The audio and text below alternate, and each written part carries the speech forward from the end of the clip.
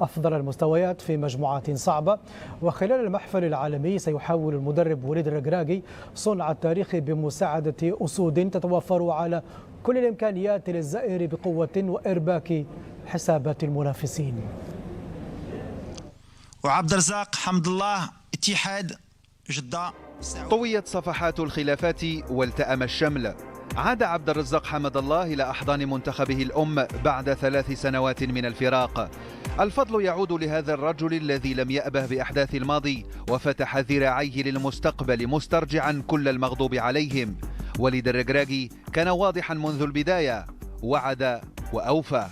أول حاجة باني ما كانش فرق بين حمد الله ولا زياش ولا حكيمي ولا أي واحد، أي مغربي ولا بانون ولا أي واحد. أنا بالنسبة لي جاي ما كنشوف شنو كان قبل. أي مغربي اللي عنده الباسبور خضر يقدر يجي بالنسبة لي. على عقليته وأسلوبه التواصلي ومهاراته في التحفيز تعويل كبير. يركب وليد أمواج كأس العالم العاتية بعد أيام، متسلحا ب26 عنصرا في 10 دوريات مختلفة ضمهم إلى لائحة شهد لها بالتوازن وظلمت مقاعدها المحسوبة بعضا ممن يستحقون حمل القميص حسب كثيرين. للمنافسين جواهر تتلألأ في أقوى أندية العالم، وللمنتخب المغربي كذلك خزان حافل بالمواهب القادرة على استيعاب أفكار المدرب رغم ضيق فترة التحضير.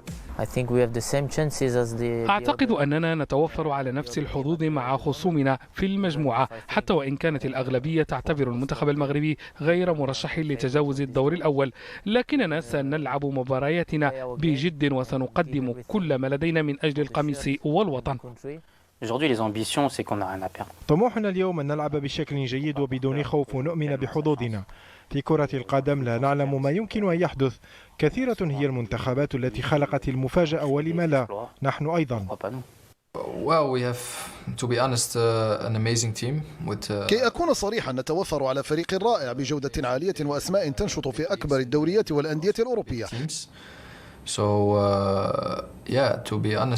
أتوقع أن منتخب المغرب سيكون الحصان الأسود للبطولة. في أول وديتين تحت قيادة الركراكي أبانت العناصر المغربية عن جودة في الأداء وروح قتالية. اختبار للجاهزية سيجرى أمام جورجيا في 17 بالشارقة الإماراتية، وفي 23 ستنطلق الرحلة السادسة للمنتخب المغربي في كأس العالم بمواجهة كرواتيا على استاد البيت. داخل خيمته سيحظى المغرب بمساندة كبيرة من جماهير تنتظر أن تشرق شمس منتخبها وتلمع كلمعان الذهب في وجود الفضة. سنبدأ في تقليب أوراق المنتخب المغربي، والكابتن عزيز بنيج هو واحد من لاعبي المنتخب المغربي سابقا. كابتن عزيز، اهلا بك معنا، مساء الخير. هل المنتخب المغربي حاضر بأفضل تشكيلة ممكنة في كأس العالم؟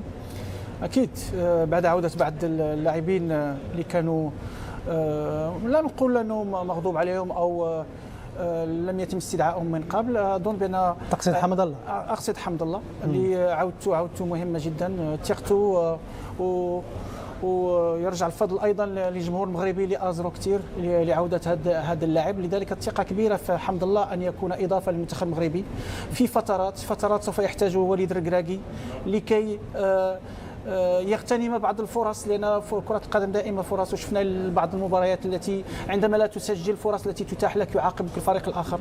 الآن سوف نلعب أمام منتخبات أوروبية تعاقب من يضيع، ولذلك فدور حمد الله أنه لا يضيع الفرص التي سوف تتاح. هناك من سوف يبدأ المهمة وهناك من سوف ينهيها. أظن بأن نصيري هم اللاعبين اللي سوف يبدأون المهمة بذلك اللعب الضغط العالي، بذلك إرهاق المدافعين، ومن ثم حمد الله سوف تكون له فرصة لاغتنام اللحظات الأخيرة أو لتسجيل هدف ممكن أن يؤدي لتأهل المنتخب المغربي. هناك أيضا عودة نايف عقرد صحيح أنه من كان الإصابة بعد إصابة طويلة. هل هو جاهز 100%؟ لكن أتمنى للطاقم التقني أيضا والجهاز الطبي للمنتخب المغربي أنه يكون نايف عقرد يجهزه بأحسن وضعية ويعطيه. ما دمت ذكرت إصابة عقرد وعودته، إصابة أمين حارث كانت في الواقع مؤلمة لجميع المغاربة، حتى الطريقة التي أصيب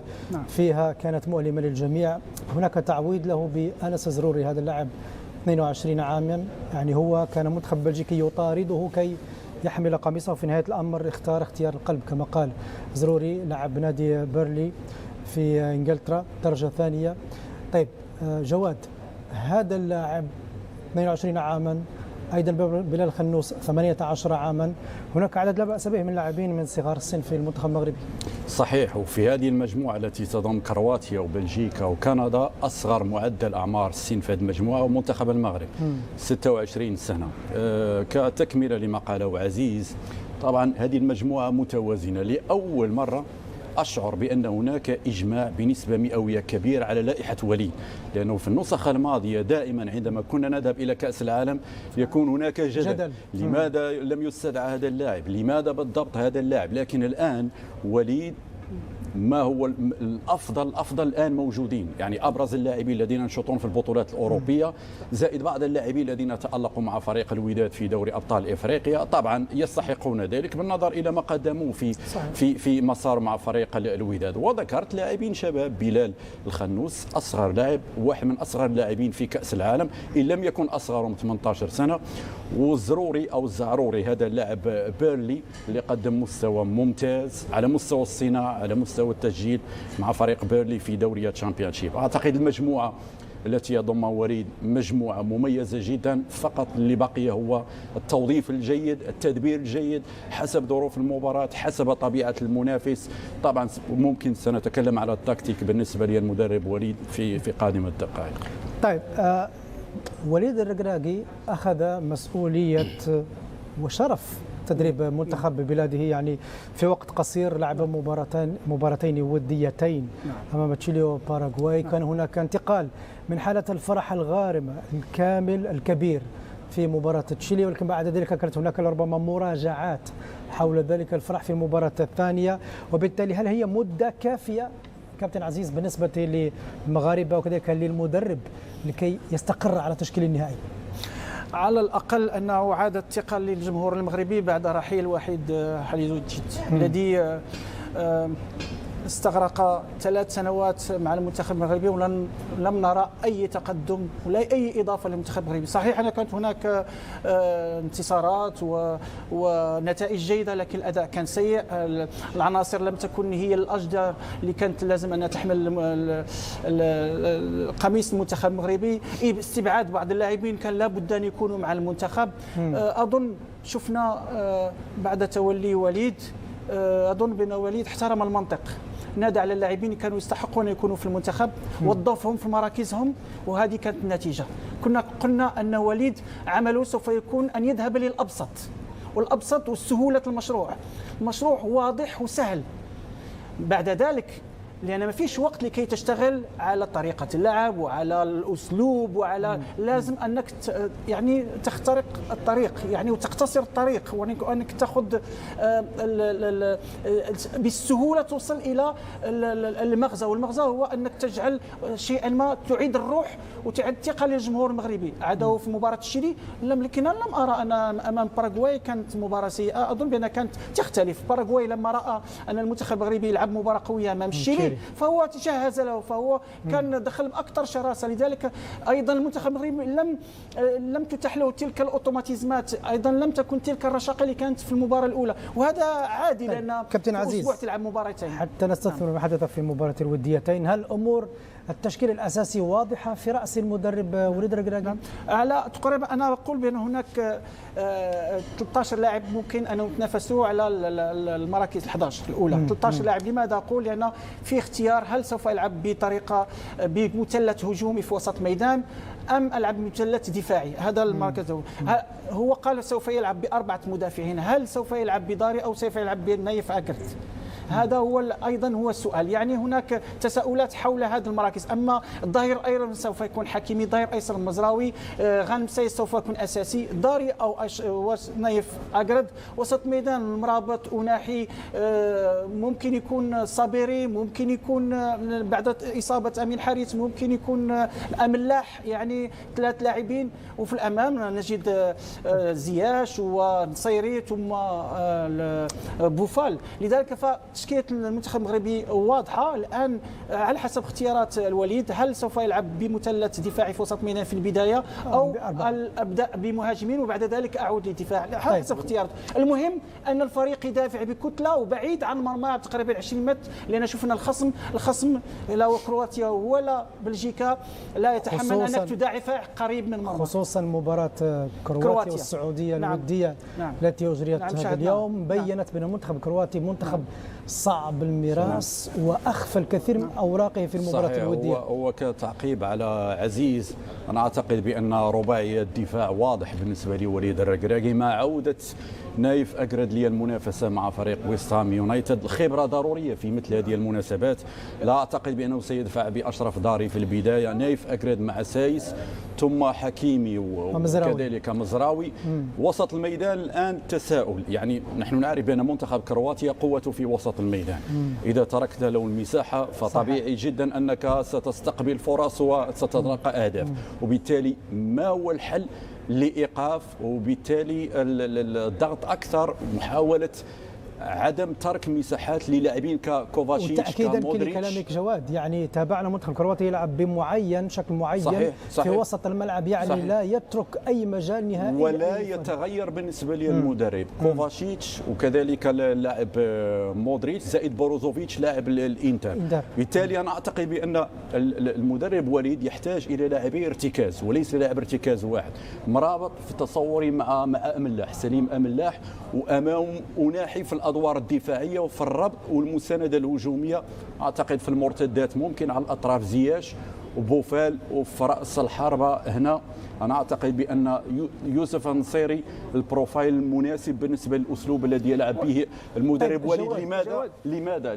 لانه الفرق بين حمد الله او يوسف النصيري، يوسف النصيري لاعب بدنيا قوي في الالتحامات، يتحرك من دون كره، يدافع ايضا، يتعب المدافعين. لكن ميزه حمد الله بالمقابل انه دائما عنده تأطير امام ولا المرمى، يضيع الفرص كثيرا، لا يضيع عكس طبعا يوسف يعني النصيري 6-7 فرص يسجل هدف، لكن حمد الله يعني فرصتين 3 فرص ممكن يسجل لكن هدف. في نظام لعب وليد الركراكي هنا هل يختار نصيري ام حمد الله؟ انا اعتقد في تصوري نصيري. يوسف اللاعب الذي يضيع او اللاعب اللي يضيف، لماذا؟ لانه يفتقد الى الثراء البدنيه اللي كتعطيه الفرصه انه ياخذ القرار الانسب. لاعب الكره عندما يجري 30 او 40 متر ويصوب المرمى ليست لديه تلك القوه اللي واحد واقف 5 امتار وحيصوب المرمى وحيشحن وحيصوب. الرشاقه والثراء البدنيه دائما تسمح لك ان تاخذ القرار. النصيري يبذل مجهودات، مطالب منه يدافع، مطالب منه يرجع في الكورنرات، يطالب انه يدافع في يمين ويسار، في بعض الاوقات يروح يدافع مكان زياش. هذا هو المطلوب. لذلك فماذا نريد من النصيري؟ نريد منه هداف، اذا نترك له وحتى اذا دخل حمد الله حتى دخل حمد الله مثلا، إذا كان عندك زياش وبوفال وكذلك حمد الله في الأمام، ولو واحد من هذا الثلاثي يمارس أي دور دفاعي. لذلك فهناك أوقات اللي سوف تستعين بحمد الله عندما تكون ضاغط على الفريق الخصم، تلعب في الثلث الأخير وتلعب كثافة عددية. إذا هاجم ب3 لاعبين مش كافي، لازم تهاجم ب5 أو 6 لاعبين. هنا دور حمد الله، لأن الكرات الثانية التي تسقط شفناها مع الاتحاد في آخر مباراة سجل مثل هذه الأهداف. الكرات اللي تسقط عنده هو تلك الخبرة في الدوران، في الاحتفاظ بالكرة، في اللفة. لكن نصيري لا ننسى أنه هو سجل أهداف في أوقات كان أيضا عنده تلك الثراء البدني. ذلك فاللاعبين الاثنين متكاملين في أدوار معينة. سؤال كبير الآن حول حكيم زياش. كانت رغبة كبيرة في أن يعود للمنتخب، ولكن الأمر اللاعب لا يلعب مع فريقه. صحيح في المباريات الوديتين يعني قدم أداء مميزا، ولكن هذا قد ينقص شيئا ما من جذوة وحماس هذا اللاعب في مباريات في كأس العالم. جواد لا في هكذا مواعيد، يعني خبرة زياش، طريقة تعامل مع هكذا مباريات مهمة جدا. مشكلة زياش وأنا هذا ما أخشاه، انه اللقاء مثلا امام كرواتيا وامام بلجيكا يكون نسقه عالي جدا، ولا يقدر ان يلعب 90 دقيقه كامله بنفس النسق. هنا لازم استثمار زياش انا اعتقد في الكرات امام الكروات.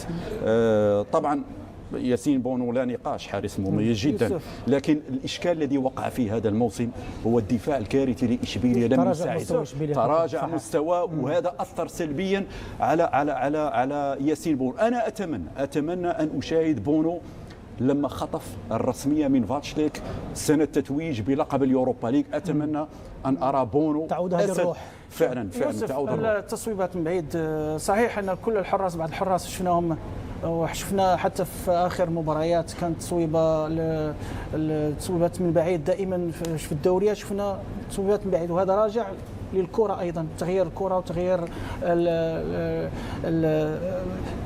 صنع الكرة، تطوير الكرة حتى تكون هجومية أكثر، تساعد المهاجمين أكثر. الآن الكرة أصبح يتغير مسارها عندما اللاعب يصوب، وهذا والآن الحارس صحيح أنه تسجل عليه أهداف من بعيد لكن هذا دور وسط ميدان أن يمنع القادمين من خلف، أن يمنع التصويبات. لذلك فأنا تكلمت على المدافعين وتكلمت أيضا على الكتلة لازم تكون متقدمة شيئا ما تلعبش في الثلث الأخير، وأيضا تمنع تكون متقاربة، الخطوط متقاربة لكي تمنع تلك تصويبات مودريتش، بازاليتش، بيريزيتش، كلهم هذو اللاعبين كيصوبوا، عندهم حلول. كرواتيا عندها حلول، لكن المغرب أيضا عنده حلول، عنده لاعب كابوفال اللي مش لازم أنه يستنفذ المجهودات وفي كل كرة يعطيه البوفال ويفرط في المهارات. لماذا يفرط في المهارات؟ لأن ليس هناك لكي ينتظر المساندة لازم يحتفظ بالكرة، ولذلك فهو يفرط بالكرة، يفرط بالمراوغات.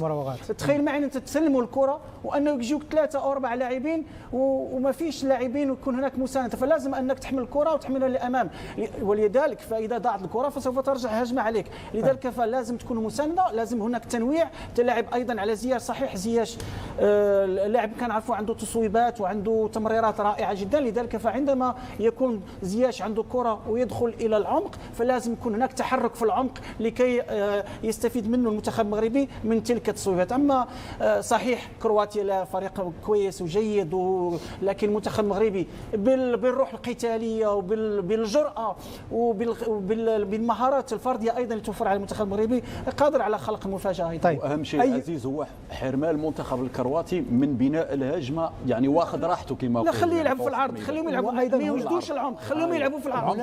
هناك ميزة أيضا أنه عدد من اللاعبين يجهلهم كل مدربو المنتخبات التي سيواجهون المغرب. يعني من الأسماء الشابة أي هي الأسماء الشابة جواد كابتن عزيز سيكون لهم نصيب من التألق ومن دقائق اللعب في المباريات. نقول مثلا صابيري، خنوس، كذلك زروري. أنا أملي في الصابيري وسط الميدان، لأن تابعت الصابيري في عدد من المباريات، عنده لعب المباشر، عنده قوة في التسديد، سرعة كذلك، يسدد، قوة التصويب والتركيز كذلك، لعبه مباشر، يعني عدم الاحتفاظ أكثر بالكرة كما يفعل بعض اللاعبين. هنا يمكن عزيز تطرق لنقطة مهمة جدا، المبالغة في الاستعراض، وهذا دور المدرب في تأطير، ليس تأطير ولكن توجيه اللاعبين وكذلك تنبيههم من أيوة الانضباط، هذا شيء مهم جدا. فأملي أن الصابري يكون واحد من النجوم في هذه البطولة. الزروري يمكن هذا الزروري يعني في الإعلام والتركيز أكثر على هذا اللاعب، يعني لم يأخذ نصيبه، طبيعي جدا، هو في بداياته يلعب في دوري الشامبيونشيب ليس في الدوري الإنجليزي طبعا. ممتاز. بالتالي فرصة هذه أنه يظهر لاعب من أين أتى بهذا المستوى. أنا أتمنى أن الزروري كذلك يأخذ نصيبه من بعض الدقائق ضمن اختيارات وليد الركراكي إضافة إلى الصابري. نتقدم في نقاش أكثر خصوصا الجانب اللاعبين من ذوي الخبرة. هناك من يقول بأنه غانم سايس ممتاز، خبرة رائعة، ولكن في المباراتين الوديتين الأخيرتين هناك من لاحظ أن هناك شيء من التراجع في مستوى هذا اللاعب في الجانب البدني، تركيز، تشتيت الكرات، يرتكب أخطاء حين قد تكون مؤثرة على الفريق في مناطق صعبة جدا على الفريق. ما رأيكم؟ تعرف مشكلة غانم سايس البطء على مستوى التحرك، هذا لاحظته مؤخرا على غانم سايس. ولو ركزت على منتخب كرواتيا، واحدة من الحلول الكرات اللي في ظهر المدافعين، وهذه صعبة بالنسبة لغانم سايس. صحيح اللاعب تعرض لإصابة، عامل السن كذلك، لكن خوفي إن شاء الله أن لا يقع هذا الأمر. كثرة الكرات في ظهر المدافعين، أو مثلا عندما يضيع كرة بشكل مباشر عمليه الاسترجاع تكون صعبه. هذه من طيب المسائل. ايضا لاعبان خلينا نكلم فقط يعني في اضافه لاعبان اثنان اشولان القدم اليسرى في قطب صحيح. الدفاع، لا يشكل مشكله هذا الامر؟ اكيد من ناحيه التوازن سيكون هناك دائما اللاعب يلعب بالرجل اليسرى، يعني انه دائما يشوف دائما جهته جهه الكره اليسرى، دائما تروح دائما. لذلك انا اقول لا تكون المبالغه اللعب على بوفال، يعني انت يعني بالرجل اليسرى انك سوف تلعب بالجهه اليسرى بتاعنا، لذلك فلازم سايس حتى ويحاول يكون هناك تغيير. اما اللاعبين فهم يلعبوا على اعلى مستوى ومتعودين. البطء المدافعين، شوف اذا لاحظنا في العديد من الدوريات في الفرق الكبيره عندهم لاعبين بطيئين، لا في مانشستر يونايتد ولا في الاياكس ولا في العديد من الفرق عندهم مدافعين قلبي الدفاع. حتى في بايرن ميونخ كان واحد الوقت تسوله مع هوملز كانوا وبوتينغ بطيئين، لكن ما يحدث الفرق هو لاعبين الوسط اللي كيمنعوا الامداد. هذه طريقه، اذا عندك لاعبين بطيئين لازم